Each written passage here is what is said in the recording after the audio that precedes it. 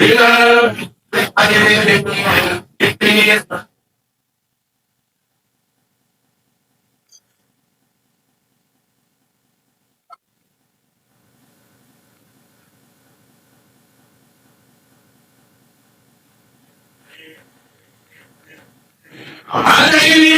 تفاني التي على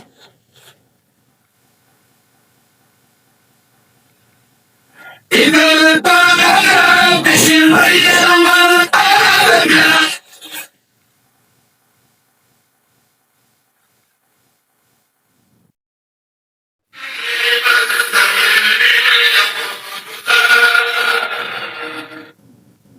أعوذ بالله من الشيطان الرجيم بسم الله الرحمن الرحيم والصلاة والسلام وبارك على سيدنا ومولانا محمد وعلى آله وصحبه والحمد لله رب العالمين ربنا زدنا علما وعملا وأدبا وفهما السلام عليكم ورحمة الله تعالى وبركاته الحمد لله. Pour donc le Muzakkara de Yom Jumu'ah, on continue le commentaire, l'explication de Darouri de l'imam Ibn Juzay al-Kalbi, al-Gharnati. Et il nous dit donc dans Babu Salat al-Jumu'ah. Donc on a abordé dans un premier temps la prière en groupe, avec ses recommandations, et là on est dans Babu al-Jumu'ah. Donc la prière de Yom Jumu'ah. Wa hiya fardun. Elle est obligatoire. Effectivement, elle est obligatoire dans le Coran, le Sunnah, et selon l'ijma' des ulama. Et elle a des conditions enfin des sabab, causes d'obligation, des conditions de validité, comme la plupart des adorations. Pour ce qui est de qu'est-ce qui la rend obligatoire, c'est lorsque dans une agglomération où on compte rester, on compte s'installer, qu'il y ait 12 hommes plus l'imam qui y résident. C'est-à-dire que l'intention, al-watan, c'est l'intention d'habiter, de résider. C'est pas juste l'intention de... il y a une nuance entre al-mu'tin et al-muqim. Al-mu'tin, c'est celui qui s'installe, qui veut vivre de façon continue.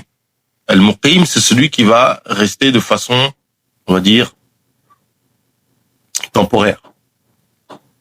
Et justement, ici, les 12 doivent être résidents, mu'tin. Tandis que le muqim, lui, n'est pas compté. Ça veut dire quoi? Ça veut dire que si des gens sont muqim dans une région, si des gens sont muqim dans une région, alaykoum salam, le Jumu'ah ne devient pas obligatoire. Ou encore, vous avez par exemple 10 personnes, 10 hommes, qui vivent dans un petit village, et vous avez une dizaine de personnes qui sont résidents temporaires, muqim, ça ne sera pas obligatoire.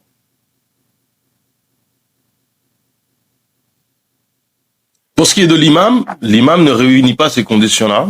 L'imam peut être un muqim, ou il peut être un voyageur, quelqu'un qui est en situation de voyage, donc qui réduit les prières, et qui dans ce cas se remplacerait l'émir, c'est-à-dire soit c'est l'émir, soit c'est le dirigeant, le khalif ou l'émir, le dirigeant de la région, ou son remplaçant, son naïb, quelqu'un qui le représente. On a dit aussi que si dans une région il y a 12 personnes, mais qu'ils ont personne pour diriger la prière, enfin, une 12 personnes évidemment, ils vont faire venir, enfin 12 personnes, oui, ils peuvent faire venir, rémunérant salaire, quelqu'un pour diriger la prière.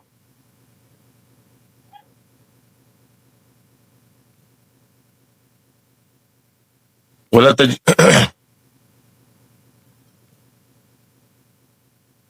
Elle n'est pas obligatoire, voilà, tujib, wa ala abdin, wa ala amr, wa ala amrah.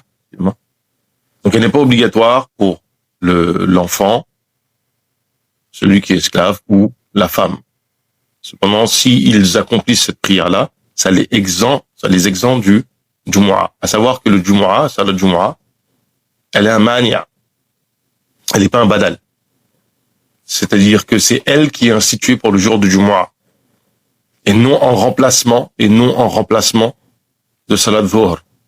Qu'est-ce que ça implique, cet avis-là? Ça implique que si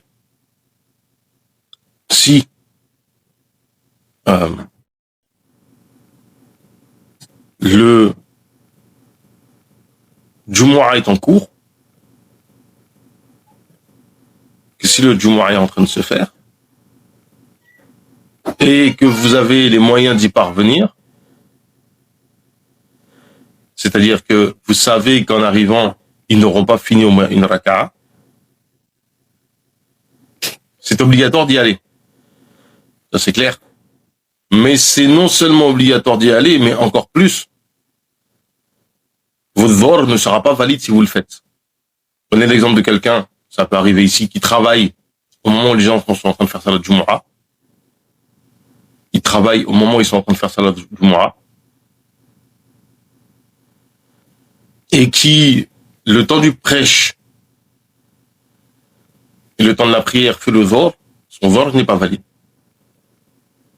À noter la chose suivante, c'est que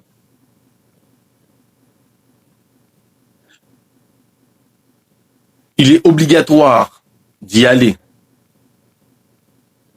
Il est obligatoire d'y aller au moment du prêche. C'est-à-dire que il est obligatoire de partir de chez soi de telle façon qu'on arrive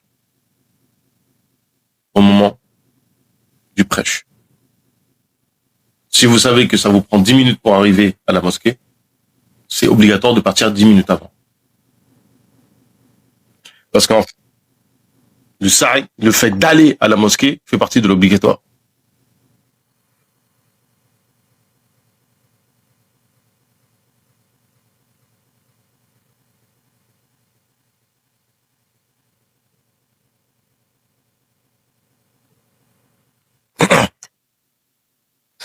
ولا بد فيها من الإمامة والخطبة والجماعة. Donc, on avait commencé à expliquer cela en disant justement que c'est obligatoire qu'il y ait un imam soit désigné. Donc, soit c'est le dirigeant, soit c'est le dirigeant qui a son remplaçant, soit la communauté désigne quelqu'un pour diriger. Comme c'est le cas en France. En France, c'est la communauté qui désigne quelqu'un pour diriger. Il y a deux khutbahs. Il y a deux khutbahs qui sont séparés par une assise. Il y a deux khutbahs qui sont séparés par une assise. Alors tiens, d'ailleurs, j'ai pas pensé à préparer ça.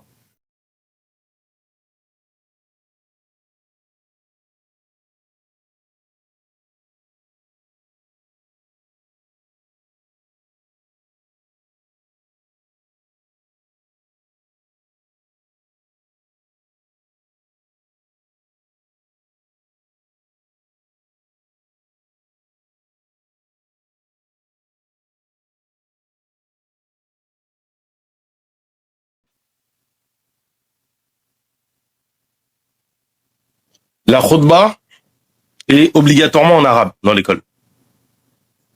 C'est obligatoirement en arabe. Pourquoi? Parce que on doit faire ce qui est considéré comme une khutbah chez les Arabes.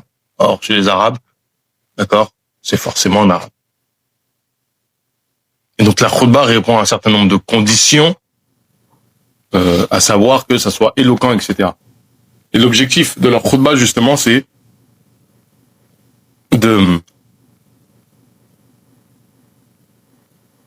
d'encourager.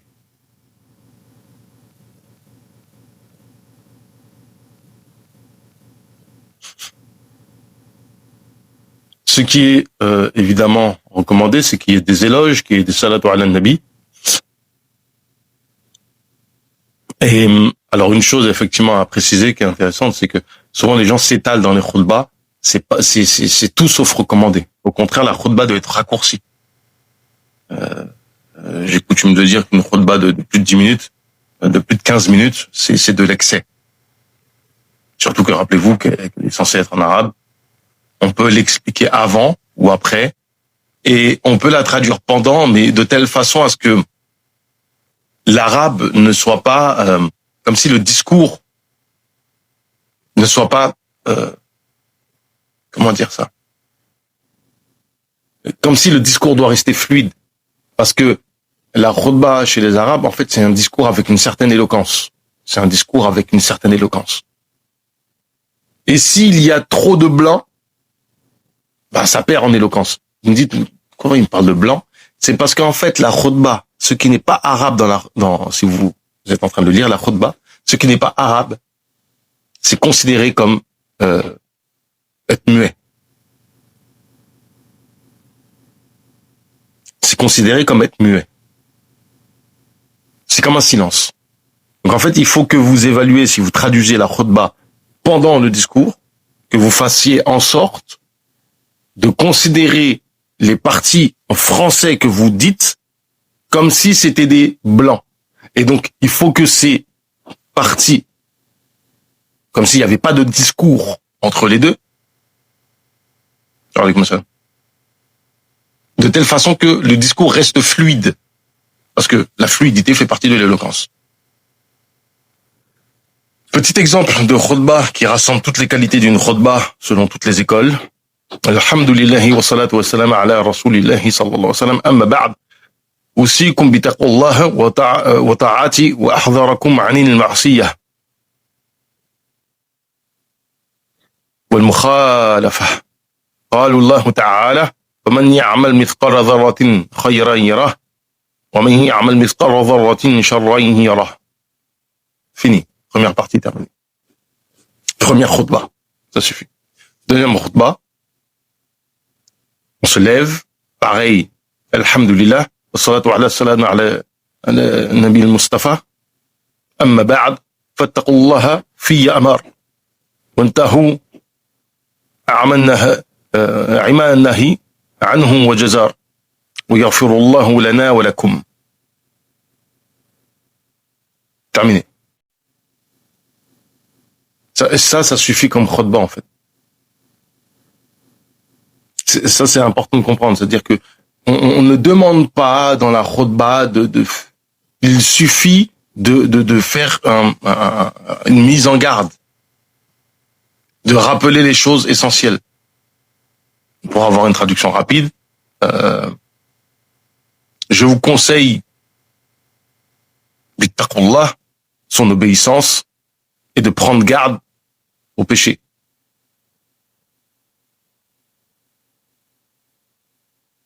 وأحذركم, et je vous mets en garde. وأحذركم, excusez-moi. وأحذركم عن معصية ومخالفته, et de vous en détourner. Et là, on récite un verset du Coran. Deuxième khutbah, pareil, on se lève, alhamdulillah, conformément au hadith, hein. Parce qu'en fait, c'est toute chose qui est importante dans la religion doit commencer par la basmala. Doit commencer par le zikr d'Allah. Et on dit fattaqullahi fi ma amar. Faites preuve de taqwa dans ce qu'il a ordonné. Donc, mettez en œuvre ce qu'il a ordonné. Untahu iman nahi. Donc, détournez-vous de ce qu'il a interdit. Qu'Allah Ta'ala vous pardonne à nous ainsi qu'à vous tous. Donc, en fait, il faut vraiment retenir ici, c'est que l'essentiel de la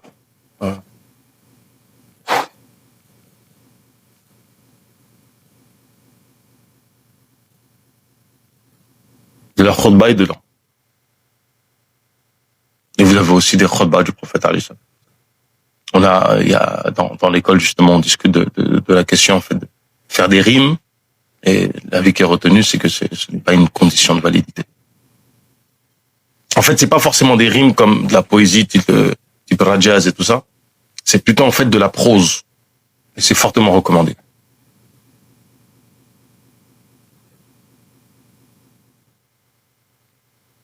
Pour ceux qui demanderaient, oui, mais en arabe, la khutbah est censée être comprise. Non, justement, c'est pas la position de l'école.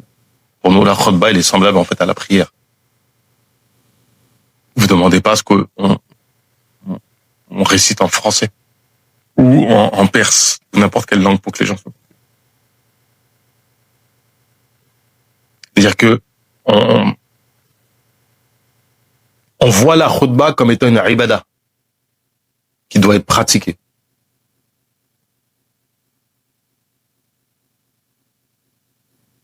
En fait, la divergence sur cette question-là, c'est la finalité de la notion de zikr.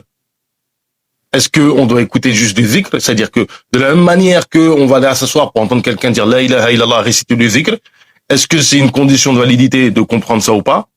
Les Malikis disent non. Et d'ailleurs, ça va très loin de notre réflexion, c'est-à-dire qu'on s'est posé la question, qu'en est-il du cas où il y a une assemblée de sourds?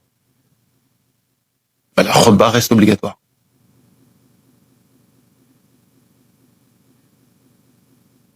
Wal jama'a, donc on a dit 12 plus un imam. Et on ne l'a pas mis ici, mais effectivement, il faut aussi. Donc on a dit une jama'a, c'est-à-dire un groupe dans une zone habitée. Donc si vous avez par exemple un groupe de bédouins avec des tentes, donc c'est-à-dire que même si c'est un lieu de villégiature où ils ont l'habitude de passer, vous savez, les bédouins en fait, ils ont tout un territoire sur lequel ils se déplacent. Et ils ont par saison en fait des endroits où ils se posent, des points d'eau là, etc. Même si c'est ça, ce n'est pas valable, ce n'est pas une condition d'obligation. Ce n'est pas obligatoire, c'est pas en fait, c'est même pas une condition, en fait, c'est un sabab, une cause d'obligation. Pourquoi? Parce qu'en fait, il faut que les gens soient résidents, il faut une zone d'habitation. Une zone d'habitation. Et d'ailleurs, il faut un jami'a. Donc en fait, une mosquée dans laquelle on fait Salatul Jumu'ah. Et la mosquée dans laquelle on fait Salatul Jumu'ah, elle doit être bâtie en dur, soit avec des matériaux qui sont semblables aux maisons de la zone d'habitation, d'accord, soit à des matériaux supérieurs. Donc si par exemple la mosquée elle est en bois alors que tout est en dur autour avec des briques, il y a un problème, pose un souci. Il faut que la mosquée soit en briques. Évidemment, on prend en compte la construction, etc. pendant la période de construction, ce genre de choses. Ça, c'est évident. Ce qu'il faut rajouter aussi, c'est la question de cette zone d'habitation. En fait, il faut que cette zone d'habitation, elle ait une certaine indépendance. Dans le sens où elle est un marché, elle est de quoi se défendre, etc. Elle ait une certaine indépendance. Et il y a encore d'autres détails, mais ça, c'est dans les livres plus avancés. Là, on est vraiment sur des choses débutants.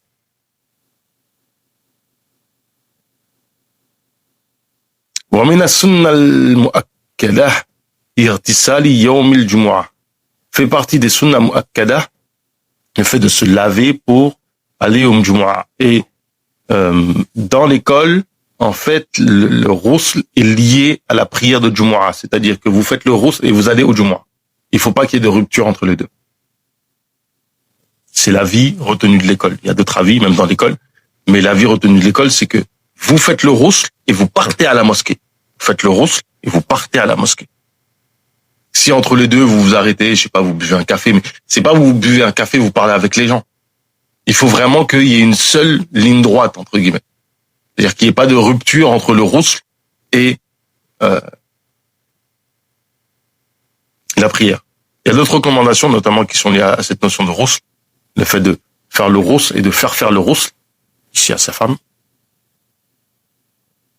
يستحب فيها السواك والطيب. Donc il est aussi recommandé de se brosser les dents et de mettre du parfum.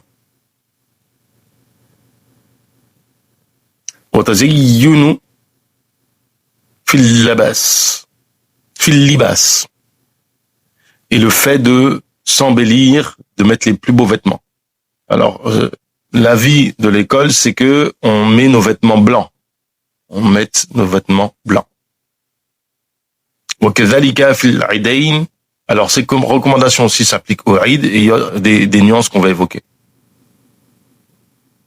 Parce qu'en fait, on parle du Eid, mais le Eid est légèrement différent. À plusieurs égards, d'ailleurs.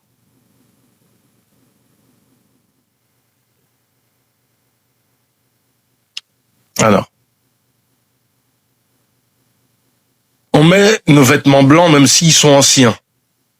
Évidemment, il faut qu'ils soient légèrement beaux quand même. En général, le blanc, c'est assez beau. Même s'ils sont anciens. Pourquoi je vous dis anciens? C'est pour trancher avec, différencier de la recommandation pour le Eid. La recommandation pour le Eid, elle, est de mettre son plus beau vêtement, le plus neuf, tout neuf. Des fois, on fait un vêtement spécialement pour le Eid.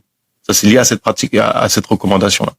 Donc ici, en fait, quelle que soit la couleur du vêtement, ça change rien du tout.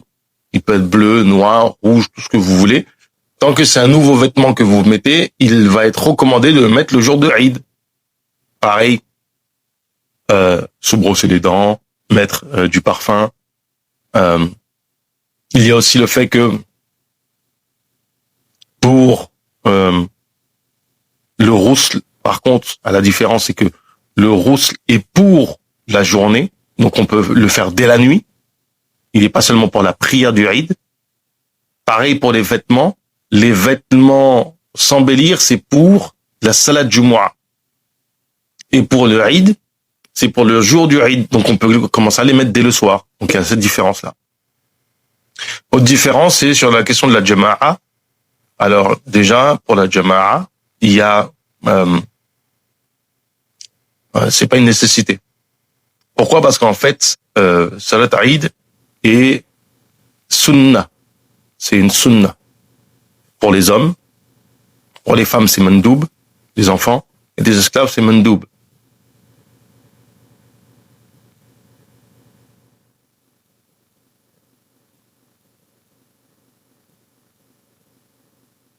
Et c'est sunnah de la faire, et on a dit recommandé aussi sunnah de la faire en groupe. On ne la fait pas dans la mosquée, on la fait dans une musalla. Alors, si on la fait dans la mosquée, c'est valable, évidemment. Mais le mieux à faire, c'est de le faire dans un espace en plein air où on va faire la prière.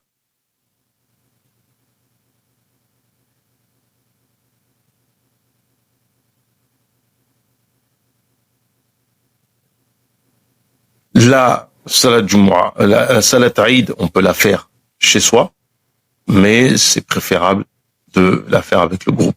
Sachant que on ne peut pas faire un groupe soi-même. C'est détestable. Du fait de la fitna que ça peut créer. Il y a cette différence-là. Autre chose, effectivement, il y a une khutbah. À la différence de salat Jumu'ah, elle se fait après la prière et non pas avant. Et il est recommandé de rester pour l'écouter. Là où la salat Jumu'ah, la khutbah est fard kifaya. C'est une obligation collective. Il faut qu'il y ait au minimum 12 personnes qui soient présents au moment de la khutbah. Si une personne se lève et part, la khutbah est invalidée.